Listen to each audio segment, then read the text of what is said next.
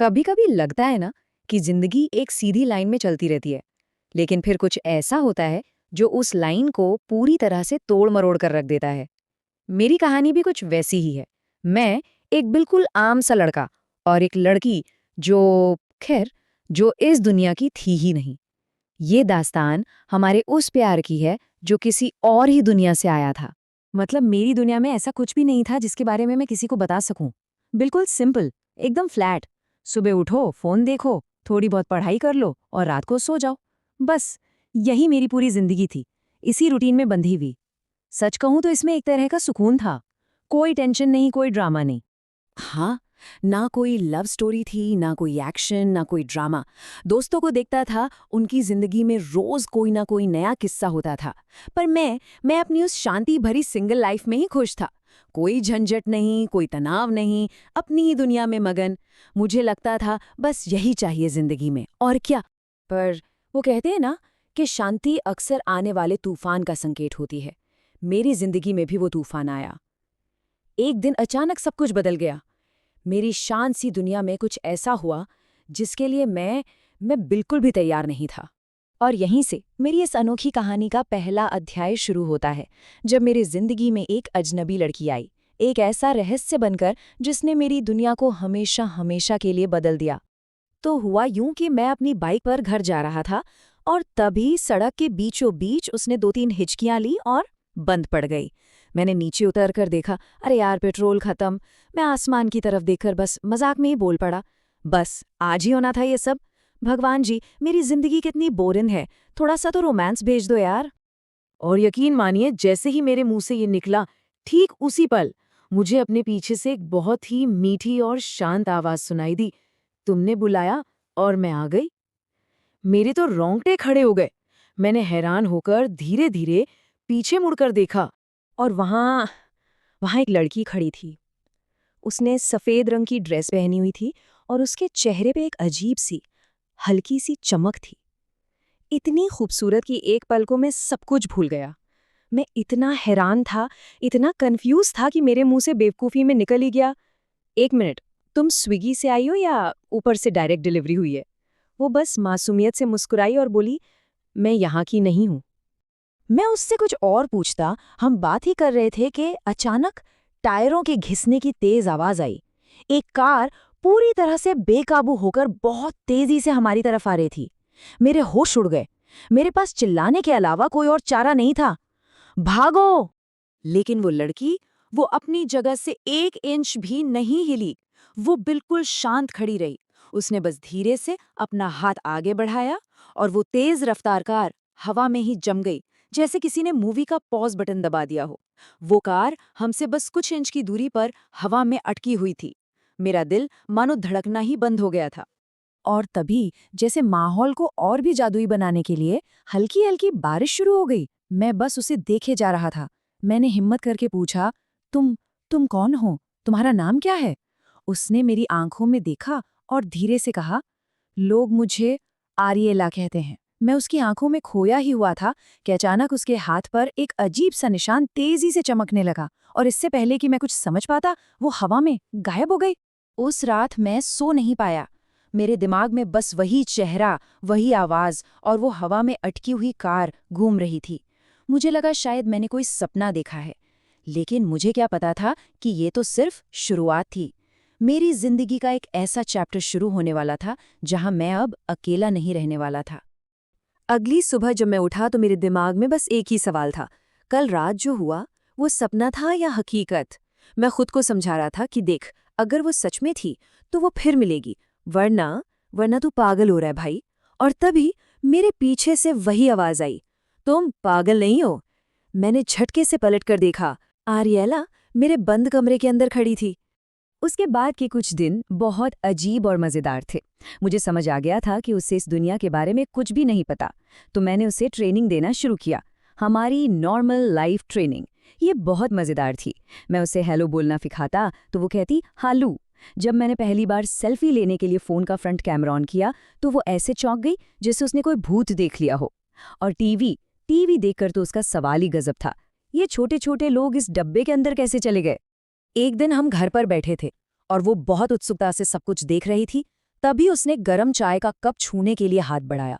मैंने घबराकर फौरन उसका हाथ पकड़ लिया और कहा, हे, संभल के, जल जाओगी। उस पल पहली बार हमारी नजरें मिली। एक अजीब सी खामोशी थी, और शायद पहली बार हम दोनों के दिलों में एक खूबसूरत सा एहसास जागा था। हम अपनी छोटी सी दुनिया में खुश थे, लेकिन हमें इस बात का जरा भी अंदाजा नहीं था कि कोई हम पर नजर रख रहा है। दूर एक पेड़ के पीछे छिपा हुआ एक आदमी हमारी वीडियो बना रहा था। जैसे ही उसने आरियला को अपनी शक्ति का इस्तेमाल करते देखा, उसके मुंह से धीरे से निकला, मिल गई आखिरकार। हमारी कहानी, जो अब तक प्यार और दोस्ती की पटरी पर चल रही थी, अब एक खतरनाक मोड़ लेने वाली थी। वो खतरा जिससे आरियला भागकर यहाँ आई थी, उसने हमें ढूंढ ही लिया था। और अब सच का सामना करने का वक्त आ गया था। एक शाम हम सड़क पर चल रहे थे कि अचानक मौसम बदल गया। ठंडी तेज हवा चलने लगी और आसमान में काले बादल छा गए। और फिर हमारे सामने हवा में से एक परछाई उभरी, एक लंबा चौड़ा आदमी जिसकी आंखें लाल अंगारों की तरह चमक रही थीं।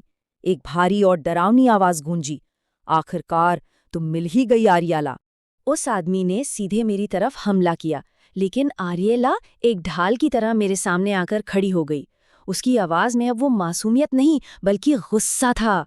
वो चिल्लाई, उसे हाथ मत लगाना। और फिर उन दोनों के बीच एक जबरदस्त लड़ाई शुरू हो गई। हवा में चारों तरफ नीली और लाल रोशनी के धमाके हो रहे थे। मैं बस अपनी आंखों पर यकीन नहीं कर पा रहा था। लड़ाई के दौरान एक धमाका मेरे बहुत करीब हुआ और मैं जख्मी होकर नीचे गिर गया। मुझे दर्द में देखकर आरियला का ध्यान एक पल के लिए भटका, और बस इसी मौके का फायदा उठाकर उस आदमी ने उस पर एक जोरदार हमला कर दिया। लेकिन मुझे जख्मी देखकर आरियला का गुस्सा, उसका डर सब एक साथ बाहर निकला।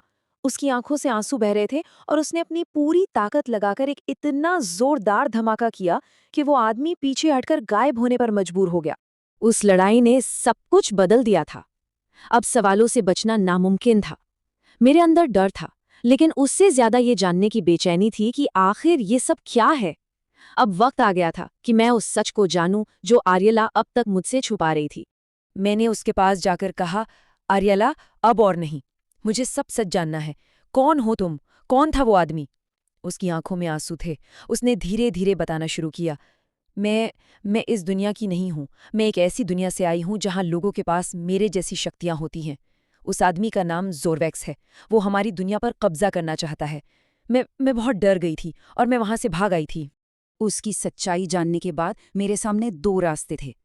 या तो मैं इस खतरे से डरकर पीछे हट जाऊं और अपनी पुरानी शांत जिंदगी में लौट जाऊं, या फिर उस लड़की के साथ खड़ा रहूं जो अब मेरी जिंदगी का हिस्सा बन चुकी थी। और मैंने अपना फैसला कर लिया था। मैंने आगे बढ़कर उसका हाथ अपने हाथ में लिया और उसकी आंखों में देखते हुए कहा, सुन लो आरियला, अब तुम अकेली नहीं हो। मुझे नहीं पता कि आगे क्या होगा या वो जोरवैक्स कितना ताकतवर है, पर जो भी होगा मैं तुम्हारे साथ हूं, बिल्कुल आखिर तक। उसकी आंखों में जो भरोसा मैंने उस पल देखा, वो शायद उसने बहुत समय से महसूस नहीं किया था। हमारी जो कहानी एक मजाक में की गई दुआ से शुरू हुई थी, वो प्रेम कहानी अब एक जंग में बदल चुकी थी। हमने साथ मिलकर लड़ने का फैसला तो कर लिया था, लेकिन एक बड़ा सवाल हमारे सामने खड़ा था कि क्या हमारा प्यार इस बड़ी और खतरनाक जंग को जीतने के लिए काफी होगा? क्योंकि असली लड़ाई तो अब शुरू होनी थी। चलिए उस सफर पर चलते हैं जहां से ये सब शुरू हुआ। कहानी की शुरुआत में हम देखते हैं आरियला को, जो एक दूसरी ही दुनिया से आई है, और रायन को, जो इसी दुनिया का एक आम इंसान है। उन दोनों का मिलना ही अपने आप में एक अजूबा था, और धीरे धीरे छोटे छोटे पलों में उनका रिश्ता गहरा होने लगता है। वो एक दूसरे की दुनिया को समझने की कोशिश करते हैं और इसी कोशिश में एक दूसरे के करीब आ जाते हैं। एक सुबह आरियला ने फैसला किया कि वो रायन के लिए कुछ खास बनाएगी, नाश्ता। अब वो अपनी दुनिया की तो महारानी थी, पर इस दुनिया के किचन में वो बिल्कुल नई थी। उसने पूरी कोशिश की, पर नतीजा, पूरा किचन धुएं से भर गया और नाश्ता किसी कोयले के टुकड़े जैसा दिख रहा था। रायन जब वहां पहुंचा तो वो हैरान रह गया, पर फिर दोनों उस जले हुए नाश्ते को देखकर इतना हंसे कि वो जला हुआ नाश्ता भी उनके रिश्ते की एक खूबसूरत याद बन गया। आरियला के लिए ये दुनिया नई थी, हर चीज पहली बार थी। एक दिन रायन उसे आइसक्रीम खिलाने ले गया। जैसे ही उसने पहला चम्मच खाया, उसके दिमाग में एक अजीब सी ठंडक दौड़ी, एक ब्रेन फ्रीज। उसकी आंखें बड़ी हो गईं और वो हैरान रह गई। वो समझ ही नहीं पाई कि ये क्या हुआ। रायन उसकी हालत देखकर हंस पड़ा और फिर उसे समझाया। वो पल इतना प्यारा था जहां एक छोटी सी आइसक्रीम भी उनके लिए एक एडवेंचर बन गई। फिर एक दिन वो मॉल गए। वहां आरियला ने पहली बार चलती फिरती सीढ़ियां यानी एस्केलेटर देखा। उसे समझ ही नहीं आया कि इसमें पैर कैसे रखें। वो डर गई और रायन का हाथ कस कर पकड़ लिया। रायन ने मुस्कुराते हुए उसे हौसला दिया और अपने साथ उस पर कदम रखा। ये छोटे छोटे पल ही थे जहां उनका भरोसा एक दूसरे पर और मजबूत होता जा रहा था। वो दुनिया की नज़र में भले ही अलग थे, पर एक दूसरे के लिए एकदम परफेक्ट थे। उनकी कहानी हंसी मजाक से शुरू होकर अब गहरे प्यार में बदल रही थी। एक शाम वो दोनों डूबते सूरज को देख रहे थे। आसमान में नारंगी और गुलाबी रंग फैले हुए थे। आर्यला ने कहा, "ये कितना खूबसूरत है।" रायन ने उसकी तरफ देखते हुए धीरे से कहा, "उतनी नहीं जितनी तुम।" और उस एक पल में वक्त जैसे थम सा गया। वो उनकी खुशी का सबसे ऊंचा पल था। उन्हें लगा अब सब कुछ हमेशा ऐसा ही रहेगा, पर वो नहीं जानते थे कि एक तूफान उनकी तरफ बढ़ रहा था। और फिर वो हुआ जिसका किसी को अंदाजा नहीं था। उनकी शांति, उनकी खुशी सब एक झटके में बिखर गई। अंधेरे से निकलकर ज़ॉर्वेक्स आ गया, वो विलेन जो आर्यला की दुनिया से उसका पीछा करते हुए यहां तक आ पहुंचा था। उसका मकसद सिर्फ आर्यला को वापस ले जाना नहीं था, बल्कि उसे तोड़ देना था। जैसे ही ज़ॉर्वेक्स सामने आया, आर्यला फौरन अपनी पूरी ताकत के साथ रायन के आगे एक ढाल बनकर खड़ी हो गई। वो रायन पर एक खरोच भी नहीं आने देना चाहती थी। लड़ाई शुरू हुई, लेकिन ज़ॉर्वेक्स बहुत चालाक था। वो जानता था कि आर्यला की सबसे बड़ी ताकत और सबसे बड़ी कमजोरी दोनों ही रायन हैं। उसने आर्यला को उलझाकर सीधे रायन पर हमला कर दिया। एक पल के लिए सब कुछ धीमा हो गया और वो हमला सीधा रायन को जा लगा।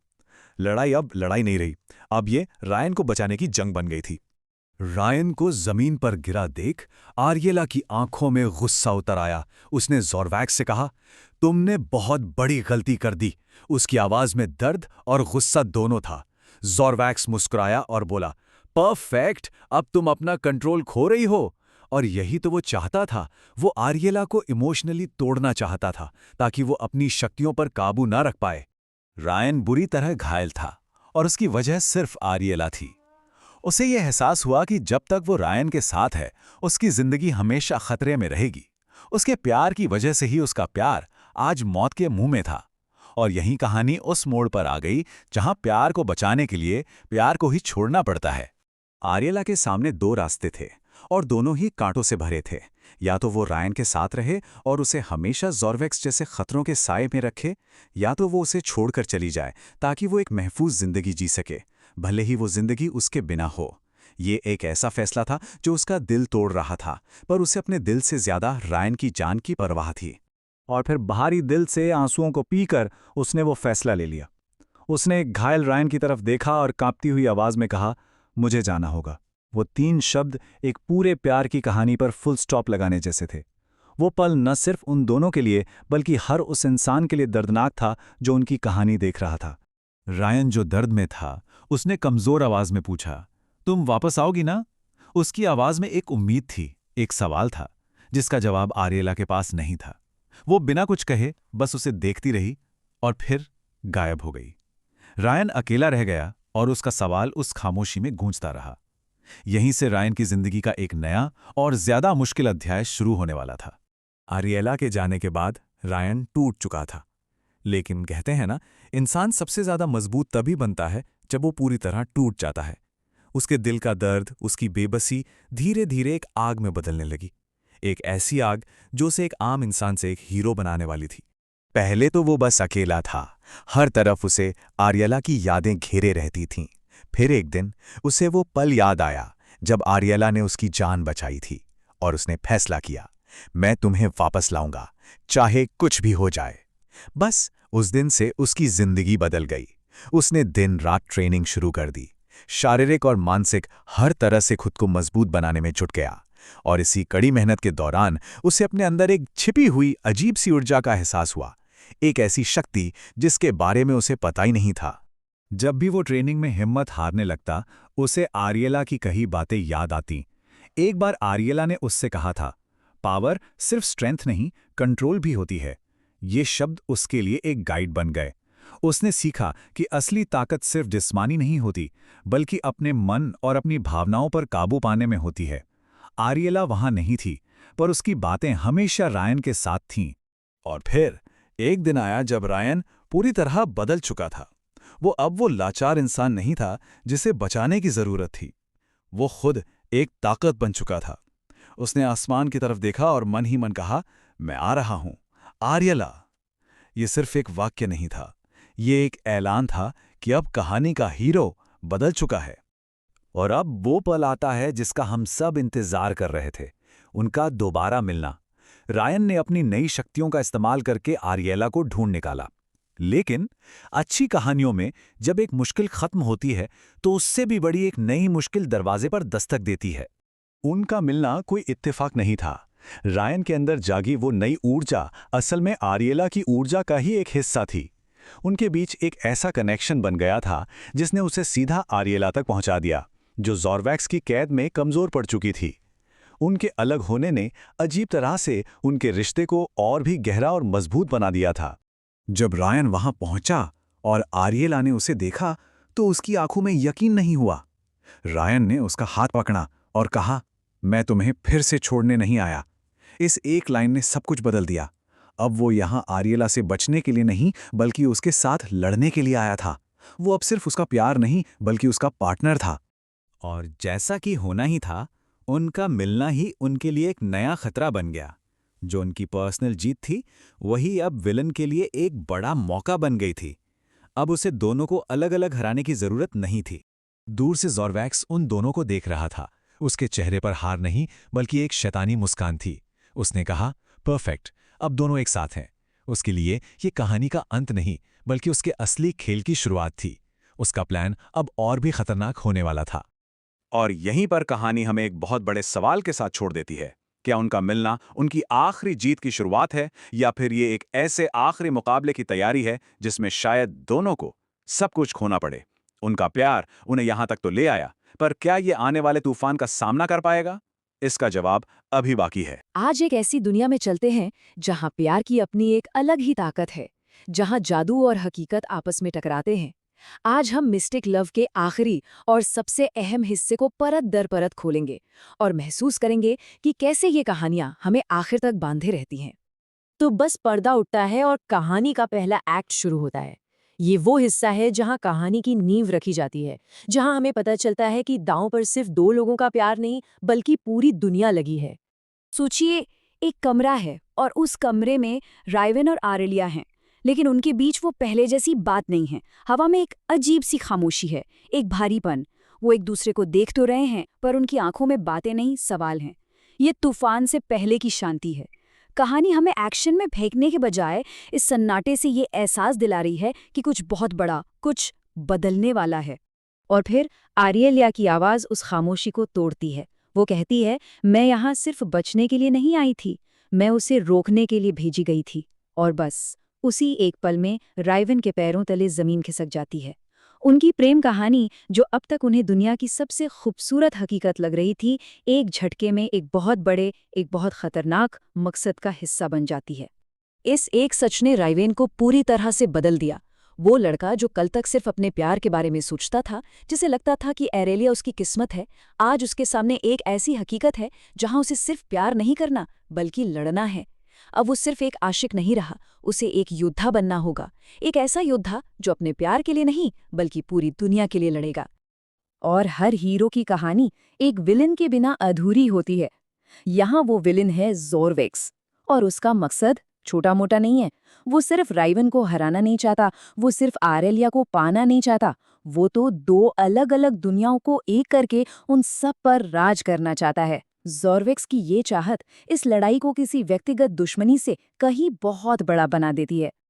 अब कहानी अपने दूसरे पड़ाव पर आती है। खतरा सामने है, दुश्मन का मकसद साफ है, और अब बारी है तैयारी की, अंतिम युद्ध की तैयारी। ये वो हिस्सा है जहां हमारे हीरोज का इरादा, उनका संकल्प हर पल, हर घड़ी पर रखा जाएगा। उनके पास एक प्लान है। प्लान सीधा है, पर खतरनाक। आरियला, जो इस लड़ाई के लिए तैयार होकर आई है, वो ज़ॉर्वैक्स का सामना आमने सामने करेगी। और राइवन वो पीछे से ज़ॉर्विक्स की ताकत के असली सोर्स उस जादुई पोर्टल पर वार करेगा जिसे नष्ट किए बिना जीतना नामुमकिन है। दोनों मिलकर इस अंधेरे का सामना करने के लिए तैयार हैं। पर राइवन अभी तैयार नहीं है। वो एक आम इंसान है जिसके अंदर अचानक से शक्तियां जागी हैं। हम देखते हैं कि वो कैसे ट्रेनिंग के दौरान बार बार गिरता है, असफल होता है। उसके अंदर गुस्सा है, जल्दी सीखने की बेचैनी है। और तब आर्यलिया उसे समझाती है, पावर को फील करो, उसे फोर्स मत करो। और यही वो पल है जब राइवन को अपनी असली ताकत का एहसास होता है। वो गिरकर उछना सीख जाता है।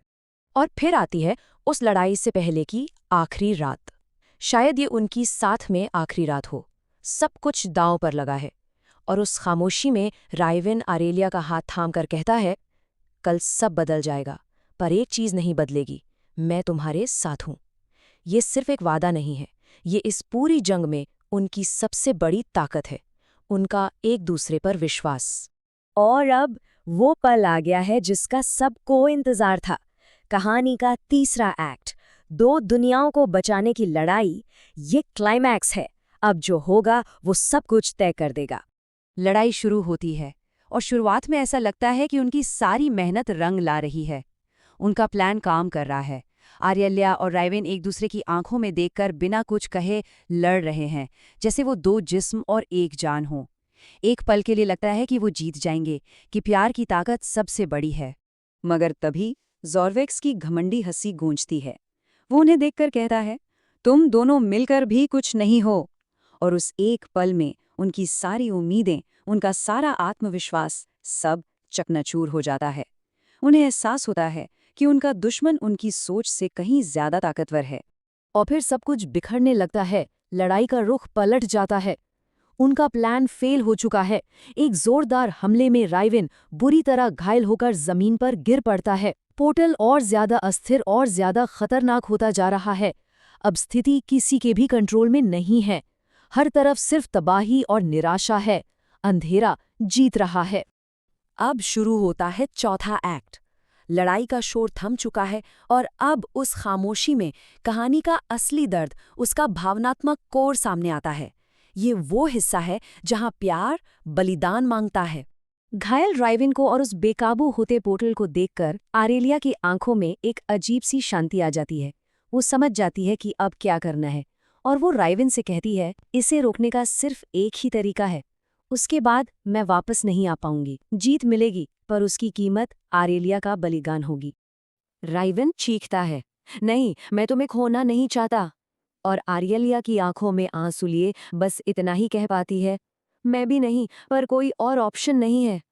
इस एक पल में दुनिया को बचाना या ज़ॉर्वैक्स को हराना कुछ भी मायने नहीं रखता। मायने रखता है तो बस उनका प्यार और बिछड़ने का वो दर्दनाक एहसास। और फिर आर्यलिया अपनी सारी शक्ति को समेट लेती है। उसका शरीर धीरे धीरे रोशनी के छोटे छोटे कणों में बदलने लगता है। राइवन की आंखों के सामने वो हवा में घुल रही है। एक जोरदार धमाका होता है। पोर्टल हमेशा के लिए बंद हो जाता है और राइवन की एक आखिरी चीख हवा में गूंजती है, आर्यलिया। और फिर सब तरफ खामोशी, गहरी, दिल दहला देने वाली खामोशी। कहानी अपने आखिरी पड़ाव पर है। 5वां एक्ट।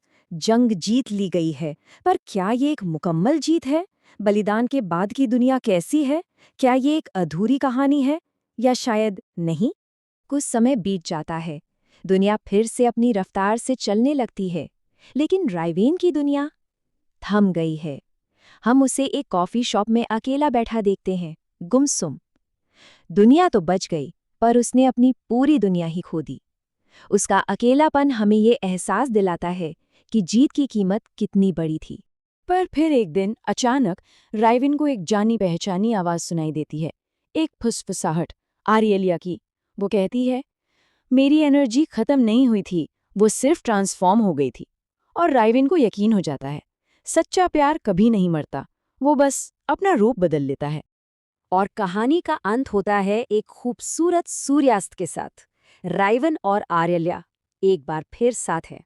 लड़ाई खत्म हो चुकी है, दुनिया में शांति लौट आई है और उनके प्यार को एक नई शुरुआत मिली है।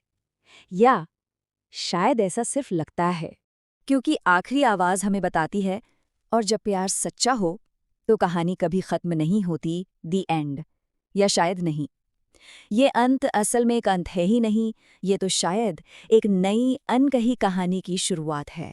तो यहाँ एक सवाल उठता है, जब कोई कहानी हमें एक परफेक्ट एंडिंग देती है, लेकिन फिर एक इशारा कर देती है कि अभी बहुत कुछ बाकी है, तो ये खुद कहानी कहने की कला के बारे में हमें क्या सिखाता है? शायद यही कि कुछ कहानियाँ, खासकर प्यार की कहानियाँ, कभी खत्म नहीं होती। वो बस नए मोड़ का, नए अध्यायों का इंतजार करती हैं।